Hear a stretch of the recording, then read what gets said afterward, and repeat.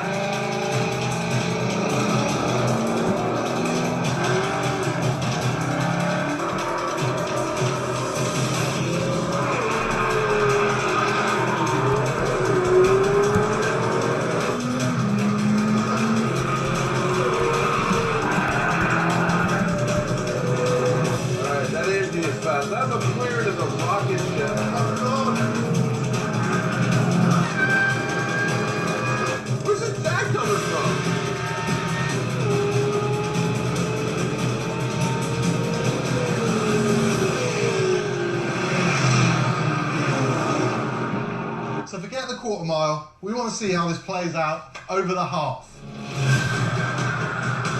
All right, we're going the full half mile. Keep going! Half mile!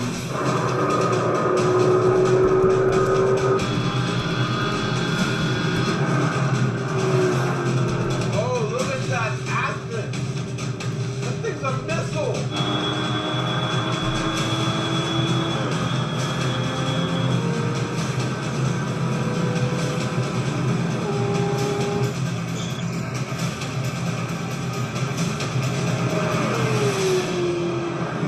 Look at the space behind that. Wow!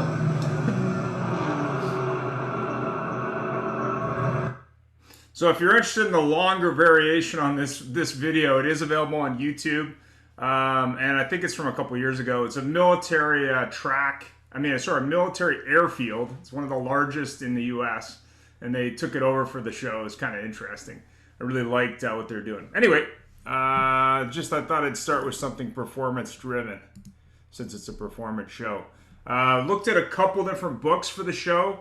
Go Like Hell, if you're not familiar with the Ford versus Ferrari story, pretty interesting movie and interesting story as well.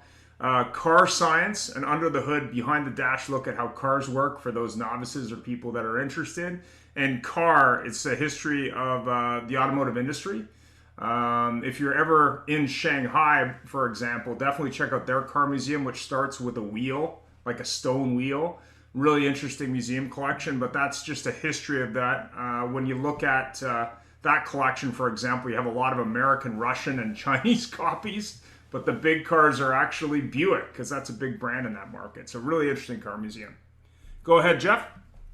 Good morning, everybody. Thanks for joining us on our performance car show, something a little different for us. And I have to tell you, though, I look back at my life and I really wish I would have become an automotive reviewer, because darn, that's fun stuff, man. And it's amazing what an extra $500,000 will do for you over an Aston Martin when you get one of those McLaren Sennas. Well, the one of 30, but that's it. If you got the money, what the heck? Anyways, Again, thanks for joining us. Just before we get started, we do have a bit of a disclaimer that the views and opinions of our guests are those of our guests and not of us. As I always say, most of the time we probably agree with them, but just to cover our own behinds, we take this, we just put that on, and our disclaimers on our website. And moving forward, we have today's Performance Car Show with your hosts, Ian Nethercott and myself, Jeff Polo. And thank you all for joining us. And joining us today in our very distinguished guests are, waiting for Ian to change the slide. What's going on with that? I don't know, but we'll get started. He comes up. Today we had 4 guests booked in, and one's having some difficulty joining us. But today we have Khalil Khan, who's the service manager of Porsche Center downtown and in the center of the universe, asking them in Toronto. Khalil, could you take a moment to tell us about yourself and introduce yourself to everybody? Sure. I am Khalil Khan. I work with Downtown Porsche or Porsche Center Downtown. I've been in the car business, if you will, turning wrenches since 1987. And then went on, moved from Trinidad, a little island, moved to Toronto in 89, went to work for Volkswagen Audi back then as a service advisor. Worked with them for about 3.5 years, went to starting South by Isuzu. You all remember that? Ooh, and then Isuzu. Now that's a performance car. I know the Isuzu days. You know, I got to tell you, the Volkswagen, out of all the cars that I've worked with, I got to say the Volkswagen ones, when you start off your career with VW, you know, those stay in your blood for some reason. You know, the Mark 1 GTI, you know, I remember when the Corrados now came out, or even the Scirocco's were still under warranty, you know. So yeah, so that's going back a few years, you know. So you know, so I've been in the game for a while, but I gotta tell you, enjoy it. Every day can be like your first day on the job, depending on what, you know, what happens, and it is fun. The car business is something, once you're married to it, you just can't get out of it. You get oil in your veins. Well, thank you. Appreciate you joining us. There's been a move afoot always in Canada to try and annex Turks and Caicos, and I even heard the Trinidad. We actually need some tropical place in this lovely place. Next guest joining us is Saurabh Sharma, who is the director of strategy and content and front ad media in San Francisco, and a Porsche nut. Saurabh, can you take a moment to introduce yourself and your connection with the performance car world? Yes, thank you so much for the nice introduction, Jeff and Ian. It's my pleasure to be here and an honor to be with this distinguished guest. I've been a car nerd since probably the 80s, and you know, I probably went to that Volkswagen dealership that we were just listening about and tried to take out a rabbit for a quick spin back in the day.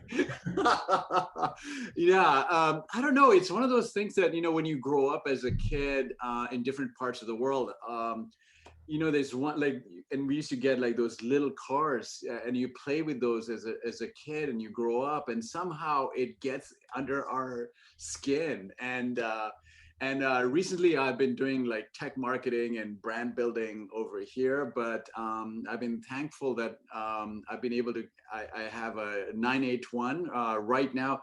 The performance has been something that I enjoy. It's like a gift that, you know, if we can give to ourselves, we are, you know, we appreciate it and savor. So yeah, exciting topic. Thank you for having me. Well, thank you for joining us. And last but not least, far from least, a person who's embedded immensely in the world of performance and maybe German cars, which the beauty of German cars, you get great performance, with the exception of Porsche, of course. And then you get to fix them. And I always had a joke about German cars: is your technicians were new, you know, named Gunther or something else, and when you went to see them, their fingernails were cleaner than yours, so you know you're in trouble. Chris, please take a moment to introduce yourself to everybody and tell us a bit about yourself. Yeah, I'm Chris McNaughton. So I started in high performance world. At 19 years old, I went to go work for Steve Dinan at Dinan Engineering down in Morgan Hill, California. And I didn't know anything about cars, but I had just had a newborn baby and I needed a job, and I was a hell of a salesman. So he brought me in as an order desk guy at 19. And now 20 years later, I'm the general manager of his new company, Carbon Auto Works. So I've been in high performance and tuning BMWs, and now we do more German cars, Mercedes, Audi, Porsche, and but BMWs for a long time. So I've take about 100 calls a day to what can we do to my car, things like that. We've grown this company, the new company. We've grown from 6 dealers about a year and a half ago that actually install our products, BMW dealerships. So you can go to a dealer, buy your brand new M5 and go and modify it right there without voiding the warranty. That's always been Steve Dinan's, claim to fame was you can modify your car and not be scared. So that's, we've adopted the same warranty protocols here. We've grown our dealer network from 6 to 70 in the last year and a half. Wow. So we've grown tremendously, and it's been great. High performance world here. Actually, I would think we're just going to run. We have an M2 on the dyno, 800 horsepower engine that we just built. Yeah, here we go. Right here. Here you guys go. This is my world every day.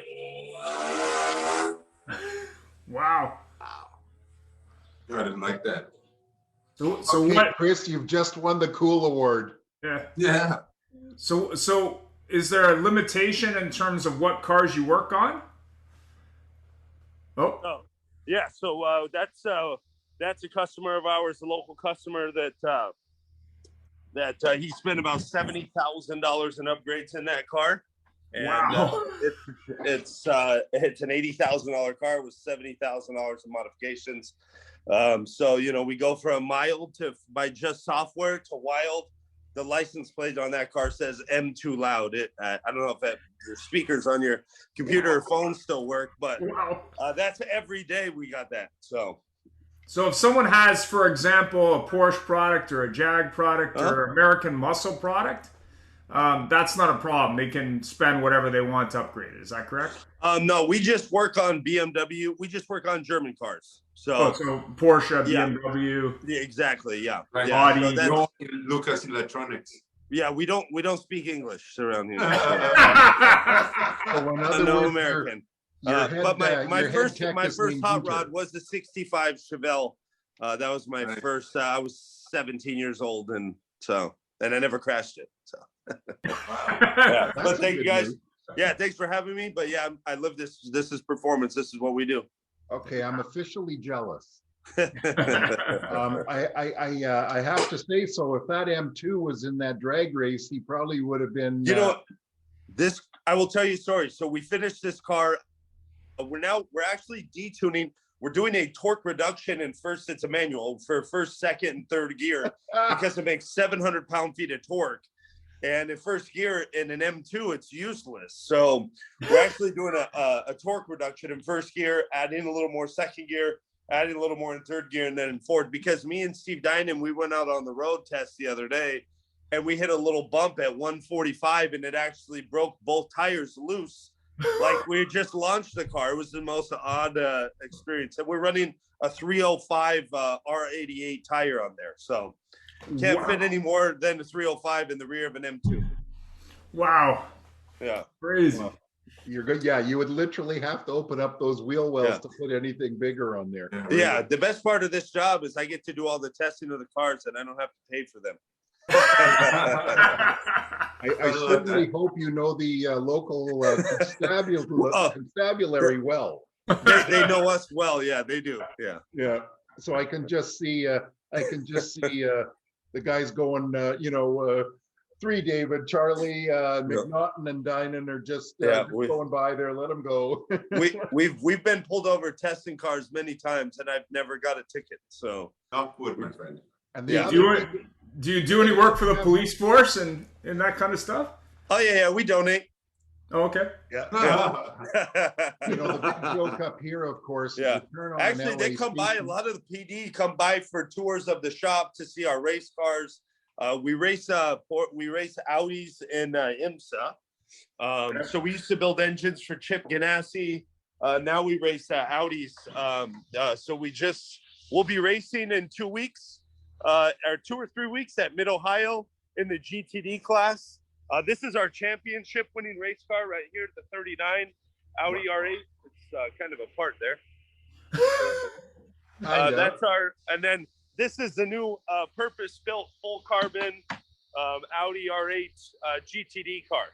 So that one we just got from Audi. It's a full purpose-built race car, as you can see in here. So wow, yeah, damn. So there you go. Yeah. So you guys should check us out on IMSA. We'll be racing in a couple weeks. Wow. Well, that'll be great. Yeah, R8. Yep. That's great. Well, I'm looking forward to one day traveling. I'm going to drop in and see you guys when I get down there. Oh yeah, totally. We'll go for some rides. I'm in. So okay. So now we all feel like just totally insignificant. No. This is just I get the fun job. So that's it. Good for you. Well, it's funny. We have to say any of us that are into cars certainly know you see a BMW drive by with those 5 letters on the back, and say dine-in. You knew it was pretty special. So so gentlemen, thank you all again for joining us. And tell me, Chris has already told us the answer to this question, but Sir Rob, tell us what made you become a performance car enthusiast. Well, first of all, I love the handling and the tactile experience that I got when I first got behind the wheel of a Peugeot 505 in West Africa. And something about it just kind of clicked.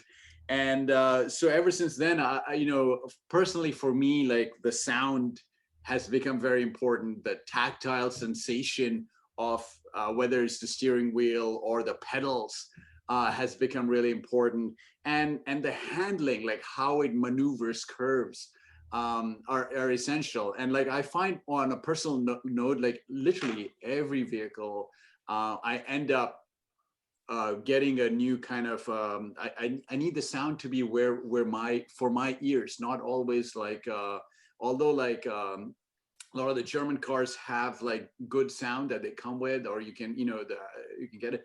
For my ears, I want my own custom sound, because I think the perception of speed, it's an internal thing. It's how like literally every vehicle on the road today can go very fast, but you don't always perceive the speed. You don't perceive the performance of it.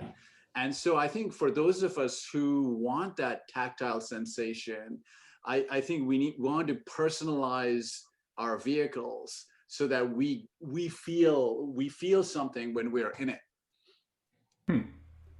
Well, I have to say you hit the nail on the head with sound. I mean, Porsche with the Taycan, even unlike the dreaded T-word cars that go by you don't even know you're there. I'll never forget when I first heard a Taycan go by, a fully electric, and I hear this sound and I go, what the hell? So Khalil, please take that as your launching point now. Sure. So what got me into cars, and this may be a little more long-winded. So when I was young, again, growing up in Trinidad, must have been 10, 11, and we lived opposite someone who used to have an offshore race boat. So here it is that, I was young, jumping inside the engine bays, and this, these Keith Black engines would fire up, and I'm playing with a timing light, when the rest of my friends are still playing Atari and that kind of stuff. I'm looking at timing lights, and then, I go on to, finish college and stuff. But when I was looking for a job, I got a diploma as a computer technician. And there were no jobs. So I went to a cousin of mine who owned a performance shop. So I had one cousin that owned a performance shop. The other one was a shop manager at a Datsun. Well, it was Datsun, then it became Nissan. And he had a full race cam with a pair of Webers on his car. And then my other cousin had a Toyota that it was bought out 2 liters, and again side drafts. Anyway, long story short, the soundless side drafts, Weber side drafts, or even Mikuni side drafts, Webers with a pair with some headers on it, with a nice cam. The sound you get for that, there's a little wisp, and I can make that sound, but the sound of that, and you get that gurgly noise when it moves off. There was nothing like that sound. The beating of a cam. Just like the old minis. You took out the speedo and you put a nice little 32, 36 Weber just facing you, or 40, whatever. So I got into cars with points and condenser before fuel injection, and so my love for performance came from my early years. So I really can't complain. It's suited me. I've got a career now that I've built off of coming from performance into being this side of the table of dealing with clients and dealing with their form of performance, because it's totally different from my side of performance. And from a Porsche point of view, when you have customers that come in who buy a Porsche, for example, maybe they've been a fan for a while, do they talk to you a lot about performance? Is that what drives them? Well, you know what? So everyone, and it's funny you asked that question, because when I looked at performance, so performance in our world in Porsche would be, we have people that come in and they define performance different ways. Yes, I know Porsche is a great performance-orientated car. You'll have won the most for Le Mans, that kind of stuff. You'll get that from a guy who wants to tell you about on-ramps and off-ramps, or his track days. You get the families now that are coming in and looking at Taycan or Macan or Cayenne, and they're more looking at the performance aspect. They're looking for is the car's going to be safe, it's going to brake when I need to brake, it's going to get my wife out of trouble when she makes quick maneuvers and the car stays on the lane, or when we run N-spec tires and we know if it delaminates for a nail or whatever, the car's going to track straight. So everybody's version of performance is a bit different. The track days we put on every year for Driver's Ed, then you get the performance guys that want to come out, or women, and and then they get that push smell. But again, so performance, though, I got to say, for our mainstream, is that the cars hold up, they perform well, they do what they're supposed to do. And for some guys, I get brand my chest and hear the burble from the exhaust as a kickback, and the manual shifter. So I got to say, the Porsche, when it comes to performance in Porsche, there's cars, but then have you listened to Carrera GT? That every single time it gets my the hairs up on my arms. You hear that thing idle or start up or rev. That thing just does it. Or like an old 917, if you will. There's nothing better. You can sure tell a gearhead, and I was watching everybody's faces here. And you can tell a gearhead when somebody talks about side draft Webers and everybody starts smiling. Because it really is. And actually, I don't know if Khalil, you made the comment earlier about Lucas Electronics. Yes. And that kind of tells you why Chris does not deal in British cars. You've all heard the joke, is why do the English drink warm beer? No, well, because they have Lucas refrigerators. Oh, yeah. Really. And Chris, I just had a question. You have customers that come in that spend anywhere, I guess, from 20 grand to 80 grand on cars. What motivates them to do that? Like, where does their passion come from? You have exposure to them as well. Yeah, man. It's probably, they probably all started the same way that you guys did and that we did. Everybody kind of has their own goals. That's the first thing in dealing with performance products is, what are you trying to do with the car, right? That has to be your first question. Otherwise, I may be selling you some big turbos and you want your car to handle better, right? You want better track times. The turbos aren't going to help you, right? You need a suspension and you need brakes, right? So really it depends on what the end result or the end goal is for the car. But so as far as the passion of the customers, everybody that buys a BMW typically, you know, BMW over Mercedes, they're buying it because of the performance of the car. And typically the higher the performance car from the factory, the more money those guys spend, right? So we typically will make more products for an M5 or an M8 that I have out here about my door than we would for a 328, right? Oh, okay. It's the same thing. The guys that buy, you know, a 6-cylinder muscle car back in days weren't going to put, you know, a blower on there like the guys that bought the big block V8s, right? So the guys that spend more money on the car will spend more money modifying it as well. And those guys that spend more money on the car, they also don't want their car to sound the same, right? You talked about the sound. BMW now pumps sound in the speakers because the turbo engines are quiet, right? So we had artificial sound, right? So it's just not the same, but it gives you that sense of speed.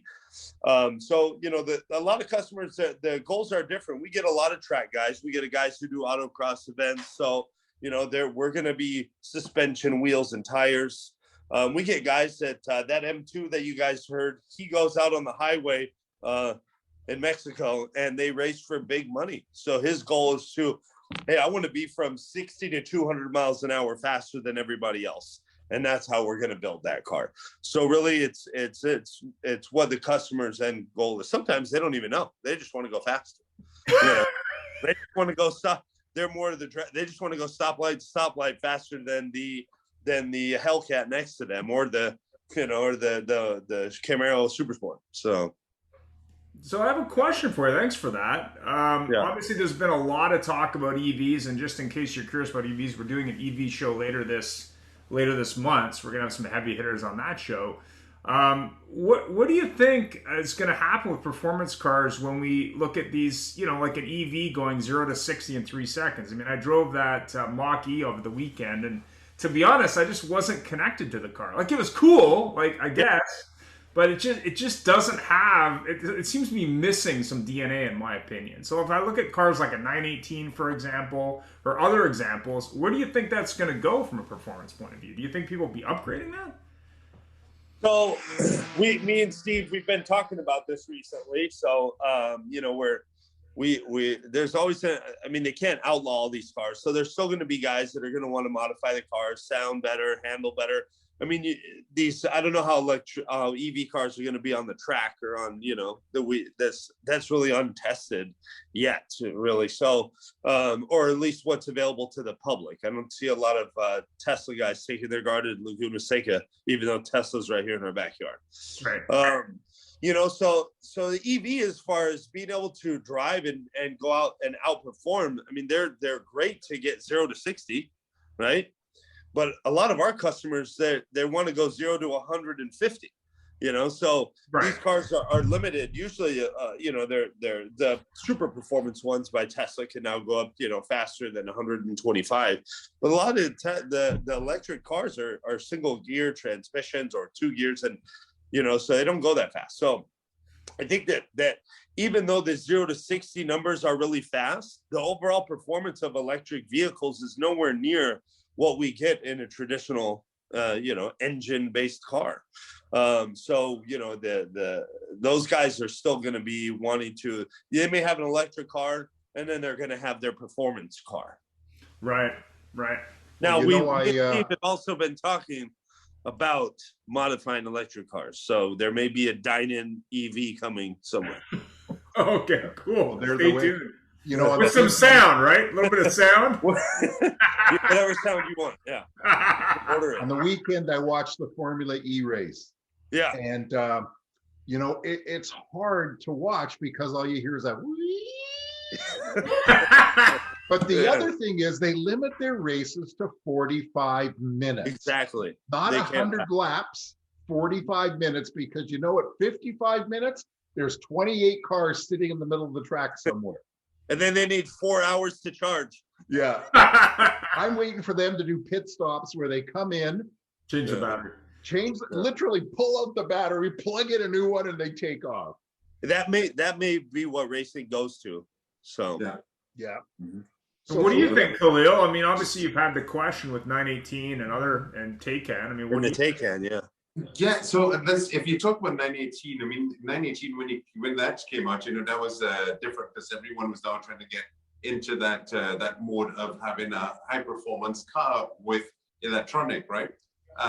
When you look at the performance stats of that, I think Road and Track got that 0 to 60 at 2.2 seconds, and sure enough, that thing would fly. That was a monster. It was when it comes in. I remember the first one that crawled up to me in the drive-through.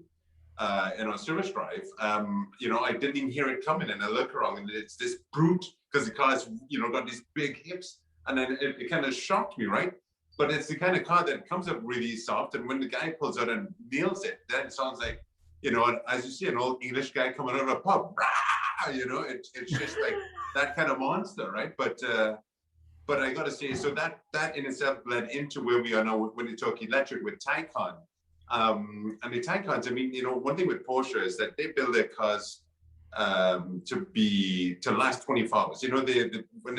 When we talk about their heritage come from Le Mans or 24-hour races, they want their cars to be able to put through high performance and last 24 hours on non-stop beating. And so when we looked at Taycan, I mean, like that thing can be launched. Not everybody who's driving a Taycan is going to be launching at 0 to 60 or trying to get sub 3 seconds, if you will. But the car does handle well. I mean, if it's one thing I would say, since having those cars come in and seeing the clientele, it's 911 turbo owners. It was people who have our other cars, the 918 or even the Macans or whatever. And they wanted to start going green. But then when they start driving this car and they see the performance out of this car, it still handles like a Porsche, so it's going to brake, it's going to turn, it's going to handle. I mean, you feel a little, difference in your weight. But I got to say, the day that you do take them out and get to drive, looking past the emotional part of us all guys that want to hear the big V8, rat V8 beating or something that, has us jumping up in the seat. Yeah. These things are so quiet, so it's unnerving, when you get to take them out and it's so fast, but with no sound, right? But I got to say, the smell of methane, of a big top fuel, that you get that smell. Still, that's one of the best smells. Forget women's perfume. For me, it's one of those things that still does it for me. You smell the top fuel dragster, and you're standing on the side of the track and you feel it reverberate against your chest. Now that's living, right? So, to say that we go to days of electric and we stand up against the track and see them go, yeah, they'll go fast, but I'm old school. Well, check out that YouTube video. There's a YouTube video where they're comparing the Carrera GT to the 918. And they're talking about the similarities, but the most interesting thing about it was sort of the evolution of that design. It was really interesting. What's your thoughts, Sarb? I mean, you're obviously an oil and gas guy, but you've owned electric cars. What do you think? It's a great question, and I mean, the part of the issue is the technology. Well, first of all, we need EVs to save ourselves in some way. Yes. But at the same time, sometimes the issue with EVs are the battery weight. Is the battery weight, and also sometimes it's like sometimes it's almost over-engineered. And so sometimes, like, for those of us who really want to get to that feel, we want that somewhat under-engineered vehicle. And even when you get one of these things, you almost feel like, is there a way to re-engineer it to make it like less engineered, because they have engineered all the fun out of it. And so that's some of the issue. I've test driven the Tesla and I found like it's interesting. But like I found the handling, because it's heavy, and if you're used to performance vehicle, you know that every ounce, every kilo in the car matters. So and I know that as these batteries get better in terms of efficiency and hopefully in weight, that'll lead to really better cars in the future. But presently, it can sometimes feel uninspiring. However, I think Porsche with like the hybrid technology seems to be pointing a way to a solution that maybe if we have these hybrid engines, and I think we'll be seeing more of those in all models, moving forward, rather than just being an EV. And the other option could be very well that we either manufacturers or we go to aftermarket, like to get that sound, like you say, hey, it's too quiet, I can fall asleep. And then it also gets to, at least for those of us who really love driving and motorsport, is like, we want to feel engaged when we are behind the wheel. And I don't want it just to be about listening to the, like something. I want to feel engaged by what I'm driving. And so like, it's almost like we got some good technology in the EVs coming through, but in some ways, so those of us who want the tactile sensation, who want also the appeal of a sexy looking car design, it's something for us, I think, to get used to. Yeah, like when I look at interesting stuff going on, whether it be diesel hybrid technology or diesel plug-in technology, and sort of the performance angle there, or the gas hybrid technology. And I've been following Tesla since the early days. I went and drove a Roadster in Seattle before they were even in Canada. And I remember going down there to meet a salesman, and they didn't have a salesman, so they just sort of threw you the keys. And that was a Lotus-based design. But I still feel, even today, that it doesn't have that oomph that everything else does. Now, maybe there's an opportunity for Dynan there to bottle the sound and sell it to Tesla owners who actually care about that, right? And I don't know what the thoughts are on the Roadster that's coming, but it's pretty interesting. But go ahead, Jeff. Next question. Well, I have to say that I can. You mentioned hybrids, and I can actually see a future for an M5 with a hybrid in there that gives you a 100-mile or 60, 70-mile range on electric mode. And as soon as you put your foot into it, out comes this 1,000-horsepower beast with the launch torque of the electric, and it could be cool. Yeah. Chris, tell me about your biggest performance horror story, because you guys must have a ton of them. Oh, yeah. I don't know where to start on that. I think everybody thinks they're a race car driver, so they can't buy driving skills. So we've had many times where customers have spent a ton of money, and including one former football star in the NFL. He had just spent probably, I don't know, $40,000 in upgrades back in the Dynan, the M5, the E39 M5, 2001. It was in Car and Driver, the Dynan S2 package, it was called. It was in Car and Driver. It achieved 4.1 to 60, and it was like the fastest family sedan ever on the planet. And he had bought one, upgraded it with a dealership out in Houston. And I'm going to turn my phone off there. A dealership out in Houston, they spent a month building the car. And he went and he was showing off in the parking lot of the stadium and wrapped it around one of the light poles. They're very spread out. And then he ended up doing it all over again. But there's a lot of stuff like that.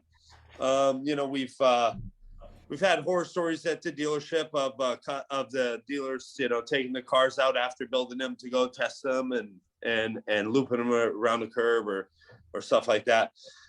As far as building stuff and having any failures, it's kind of part of designing, cars, is building it until it fails, right? And so, but not really too many horror stories, to be honest. We've, being around Steve, he's an engineer, right, by trade, and a car guy by heart. He's really calculated, so we haven't really had, too many horror stories, besides, the wrecked cars after doing the performance stuff. So always go and take some driving lessons when driving a fast. So it's funny you mentioned the football player. I spent the time with BMW, and up here, of course, where here hockey is like football. What football's okay, but we used to supply an X5 to this hockey player, very prominent hockey player, one of the enforcers. And a hockey at all, enforcers, the biggest, toughest guy that protects the little guy that scored the goals. And very well known, very, very popular guy in the city. And one day he got into an accident in his X5 and it hit the news. We sold 10 of them within that week. It was just amazing. And we were paying the insurance and we were happy to do it. Yeah. Great. So Rob, tell me about your horror story. With performance, essentially it's my quest for a better sound. And I ended up getting like I had the last of the air-cooled 911s. So it was a 1997 Cabriolet. It was a pastel yellow 993 version of the 911. Very desirable. But I ended up putting an aftermarket exhaust on it. And anyway, I would go out on the weekends, but it brought about a resentment from my neighbors. And I was like, I hardly drove the car, but like they were like, oh, you, and I was like, I'm not going, like, I'm leaving and coming back at a time where I'm not really disturbing some of them. But one of the ladies got so, and I was like, she actually called the cops on me. And the police came and they're like, we're really sorry. We're really like, we have heard a lot about your car. Can we take a look? And I was like, oh. and so they were like, we hear it's really loud. And I was like, well, it's an air-cooled car. And like any air-cooled engine, like the Volkswagen Beetle, you turn it on and when it's on initially, like it's gonna make some sound. So anyway, my horror story is for a while I had to replace the muffler back to the original muffler, and then I had to swap it out again. And it's what sometimes we have to deal with. I have to tell you something. I bet you wish you still had that car today, because it probably would be worth more than a house. Well, not in San Francisco or Vancouver or LA, but in the Midwest. Yeah. Isn't that I true? remember watching one going through the auction up here, and an air-cooled one, and that was before I really got that whole concept. And one 10 years newer with half the mileage on it sold for a quarter of what that thing did, and it wasn't a nice car just because it was an air-cooled one. Cooled. Yeah. So now, the last but not least, because I'm sure that Khalil, you've got some really good stories there. Well, you know what? I got to say, I've done the exhaust deal that that he was just speaking of, because at one point my ex and I both had Cayenne S's, and I'd done both of them with downpipes and K&Ns, and so whenever we started them up, and we lived in a townhouse, so whenever she started up and I started up, not only did we both driving Porsches, so the neighbors was already anti us, but then with the loud exhaust, these things were, the Cayenne started up and that's Porsches too. But it was good. Sometimes I'll line up. I kid you not. I said this off record, of course, but the wife and I might happen to meet each other on the way home, or after picking up, she's got one or two kids and I've got one, and we, just stepped on and light up the neighborhood. But anyway, that's not my horror story. I gotta tell you, so one of my horror stories, I would say, in my years of being in the car business, honestly, would go back to about 1989. And I was working at Volkswagen Audi at the time. And one of the technicians had just bought himself a 5-liter Mustang. Now, I know we all have a story about a 5-liter Mustang. Anyway, so he buys this Mustang and he's in the shop. It was a quiet day and he hooks up a bottle of NOS. And he decides after he's going to take it for a drive. Then he comes back and he says, guys, you're going to see what this car is. So I jump in the passenger seat and we're going to go around the block in this car. And he has the NOS on. And honestly, there's stock tires, stock seats. So every time he can't lift his foot off the gas pedal. So all we're doing is pointing in every different direction. And he's just woo and we got. And I swear to God, I couldn't even see where we were going straight. The car was just all over the road. And that was the scariest ride of my life ever. You know, so I gotta tell you, it was that 5-liter Mustang. You remember those days, the 1987 Mustang, you know, and everybody just dumping on, you know, an intake manifolds and exhaust and put NOS on it and bumps your uncle. You know, it was just silly. It was silly. I gotta tell you. So I'm so glad that now performance comes with brakes and tires and lightweight stuff that people know, hey, the car's gonna brake, it's gonna stop. We have some traction. Traction, imagine that. You know, that reminds me of, you know, I saw a lot of people, they put a big engine in a car, and the last thing they would work on after they did it, they said, well, maybe we might need brakes. Maybe we might need brakes. Oh my God. I still remember I worked at a Honda store. We had a car that was traded in. It was an Acura Integra, and this guy had put all kinds of upgrades not well on the car. We were trying to sell this thing used. Sometimes it would start, sometimes it wouldn't. Every time you test drove it with a customer, you thought you were going to die. And I go on a test drive with this guy. He's a 18-wheeler long-haul trucker. So he's trying to drive this manual car without using the clutch. Oh, good On Lord. a test drive because he's an 18-wheeler trucker. And I'm like, please don't do that when I'm in the car, dude. Like, you know, like, I don't even know if this car was put together right. Like, I have no idea. But it was like, okay, like, I don't know what I'm doing here, you know. Anyway, what advice would you give someone looking to get into the performance car, even join in the performance car business? Maybe we start with Chris. Don't start on the forums. Yeah, it's not the truth. So a lot of, I mean, look, you got to get information somewhere, and I know a lot of guys they'll be in the forums and they're looking in that. That's a lot of bad information out there. So I get the first say, hey Chris, are you on the forums? No, I try not to be. Oh, okay, because I'm on there, and you know that's not right. You know, it's funny because this is really performance. The performance, you know, being in this industry, it's a really niche business, right? It's not. It's weird. It's a unique thing. Like, you know, there's very few companies that do what we do, as far as engineering, manufacturing, design, selling, distribution, all within one.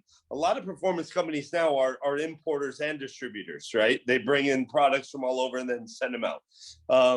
We do everything in-house. Dining does everything in-house. Rentec, they do everything in-house. There's a few companies that start with this.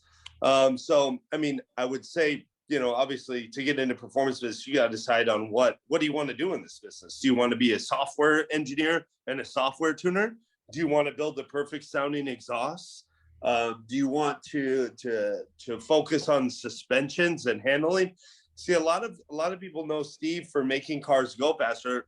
People don't know Steve Dinan was the first person to build a performance chip. When you say chip tuning, right? Do you put a chip in my car? Well, we're far from chip days, guys.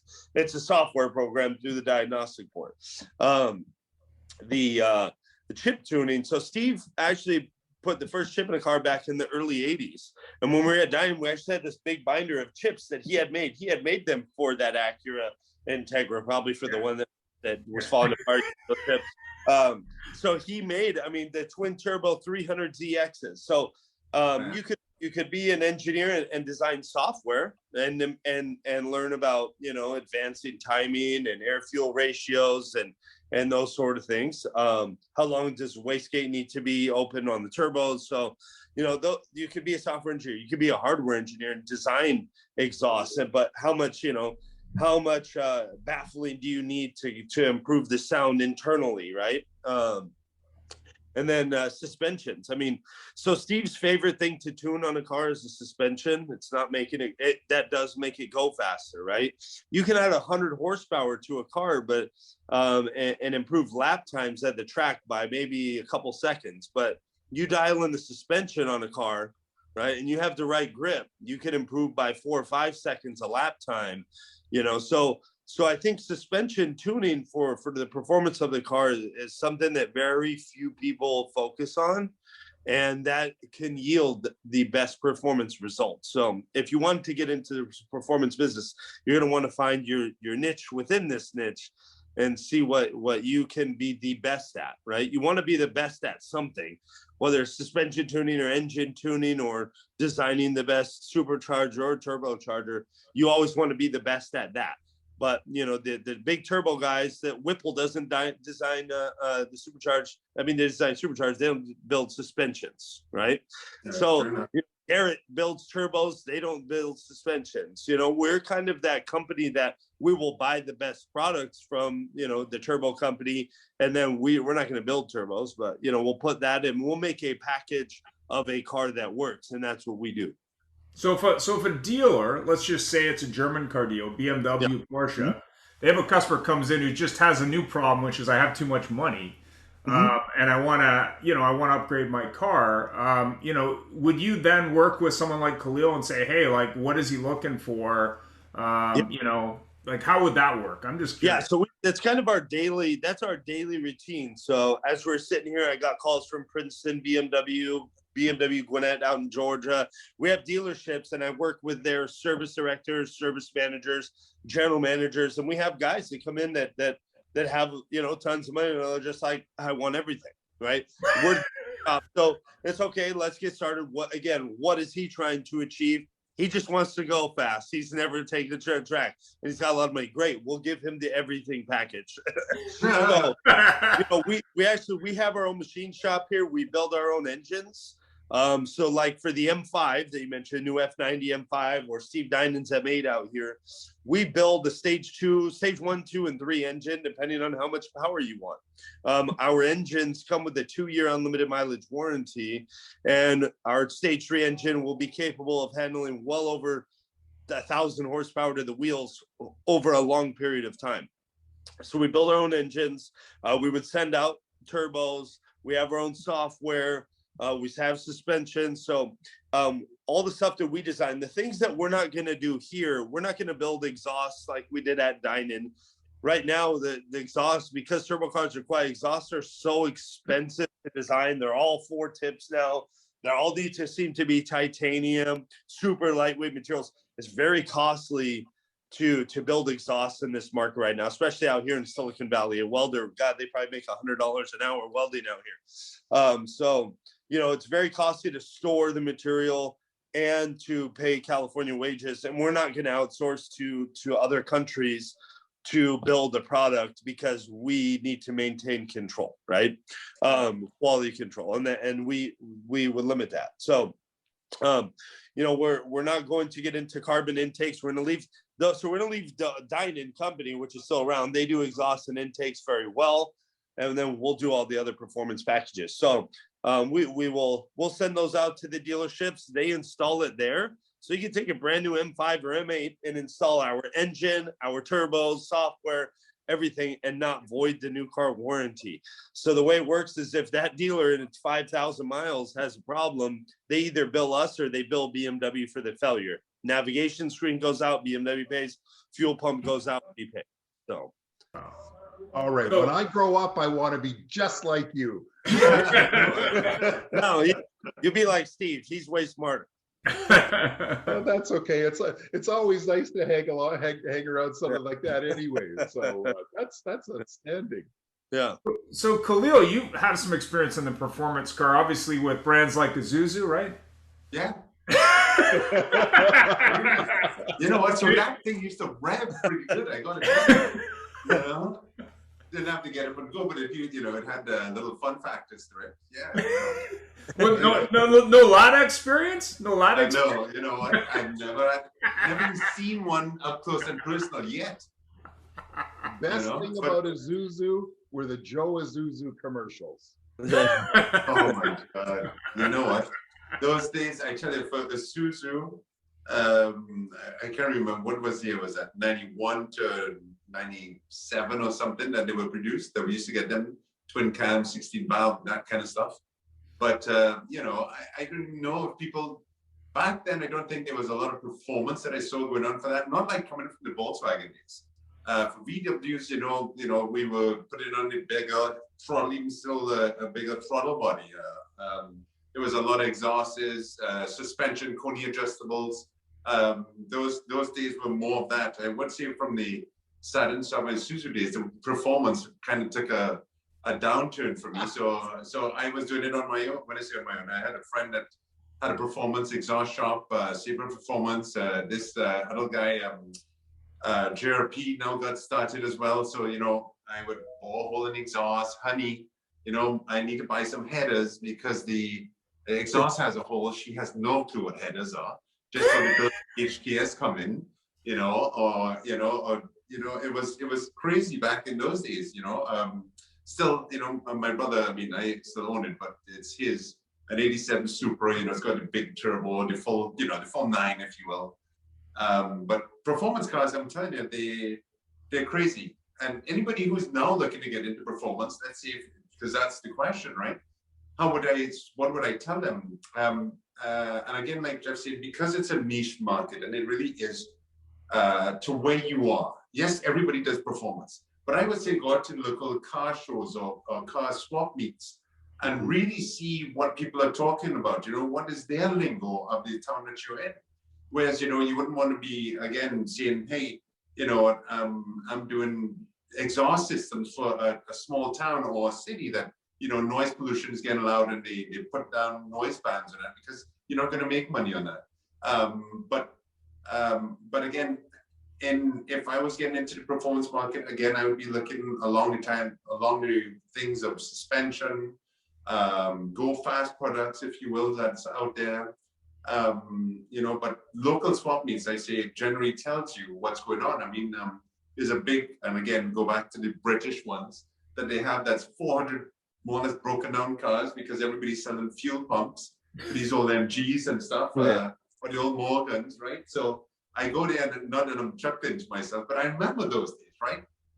It's not like the old Ford RS 2000 motors, those were nice, before days working on those kinds of cars. But, what can I say? Performance comes in different ways. One thing that we were mentioning earlier, and take it for 2 seconds here. You see how it went from, now we need, in our era, we need the audible of an exhaust or an intake or whatever to give us that. When we drive an electric car, we're missing that. So it seems like we're missing that part of it. But it must have been the same thing like Porsche, when they had their first electric vehicle back in 1901, and they're passing people that are on horse buggies, must have been that, that's what we're going through now, because all of a sudden something new is on the block, right? But I still need an audible, man. I need the audible, I need the smell, I need the heartbeat, I gotta tell you, it's one of those things. It's a sound, it goes hand in hand together. I have to tell you, I think we should all go into a joint venture and create a new cologne company called Gear Oil. Yeah, I needed some of that. Yeah, for sure. Yeah, exactly. Well, sensing this to time, we got 3 minutes. Any final thoughts, Sarb, or from anybody else? This is a great topic, by the way. I think that any new person, it could be even like a young kid who wants to go into it, I would also recommend like, how are you going to be driving it? Like, thankfully where we are, I love going along the Pacific Coast Highway. And so, you have the curvy roads, you have beautiful. It depends on how are you going to be using that vehicle. So I think it's like an inner journey for, what is going to highlight that drive for you, or when, the ideal drive when you're driving it. How do you visualize it, and what does that mean for you as a person? So everyone has their own thing. PCH, nice highway to drive on. Or Khalil, any final thoughts? No, I was just saying, PCH is a nice highway to drive on for sure. But I got to tell you, in all the things that we do, because we are touching our touch points with our clients, our customers, and the people we build relationships with, it's always that smile. So whether it's the Porsche smile I get with people from the track days, or like Chris is saying, when he does something for someone, is when they go away and they come back and they see that smile, that genuine smile that they have, that you can't replace. That when you say money can't buy, it's that smile. It's like an injection into the arm. You know, you get that high also. You know, I gotta say that's one of the best parts of doing the job, isn't it? You know, when you see how enthusiastic they are. It's you know, that's funny because just on Friday, we had a customer who blew his engine, unfortunately, rod bearing failure. It's a BMW problem on the E92 M3, the big V8 that was in the M3.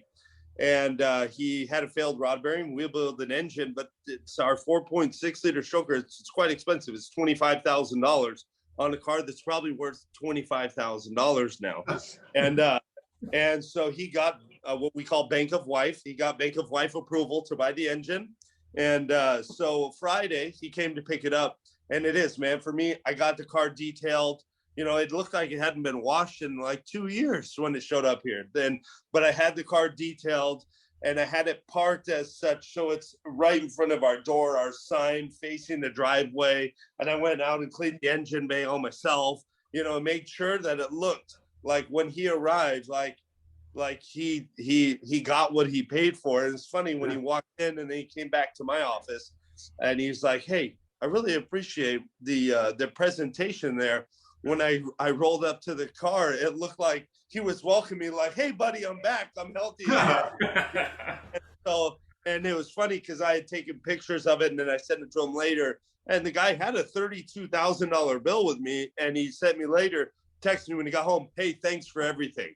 Hey, when you give me $32,000 and you're happy, that is why I do this, right? It's not because, you know, God, I wish I didn't have to spend that money. It's when he showed up, gave me the money, and he got home, he texted me that he was very appreciative of how everything turned out. So that's the best time, best part of your job. Totally. Yeah. But his wife looked at the car and said, looks really nice. What did you get for $32,000? It looks the same to me. Yeah. Well, you know, it's funny too. You mentioned that to Khalil, the poster behind you with that racing 911. There's a company now in the States that's building those things new again. The exact car, martini paint scheme, everything. Yeah. For about $275,000, but you know, more than that, I think. More? Really? Yeah, because his cars are normally about a million, you know. His cars aren't cheap when you look at the Sing out of California. Their cars are pretty it's a pretty pricey penny, you know. 6,000 hours to build one, this kind of stuff. So they're not inexpensive for sure. But no, they're not building the race car. Sorry, they're building a rally car. They're building the car for somebody that's saying, I got a lot of money. I want a car that looks like a race car, goes pretty good, but really it's like a brand new car. Holy cow! He should build me an ex-wife then. I think you got one. True. All right. So true. Yes. That's right. Well, sensitiveness to time, I want to thank everybody for coming on the show. I will have the edited version up later today, and I'll send you links. And awesome. We're definitely going to have to do another show around, you know, how should I price out an upgrade or something like that? Like, you know, how do I get my wife's approval on whatever, right? Yeah. You know? I just think we need to have a show where we all sit and talk, because this was a lot of fun. Yeah. Really. I agree. I got to say, thank you guys for having me. It is something like that. There you go. Thank you, guys. Thanks, Chris. Thanks, Sarb. Thanks, Phil. Thanks, everyone else for joining in. Appreciate it. We really appreciate it. Have yourself a great time. Tell your friends about us. And, you know, I look forward to meeting everybody, too. So one day, Chris, I'm going to knock on your door. You're going to go say, I recognize that bald head. Sure, Chris, definitely send us the details on that race you guys are doing. We'll have I will. I'll send you guys all the link. Cool. Yeah, and then anything for dealers, if they want to get in on working with you, send us some details there as well. Yeah, we know, guys. All right. Now I got to go buy one of those darn shirts, too. See you later. Have a great day. Take care. Thanks, everybody, for attending. All right. Thank you. Bye.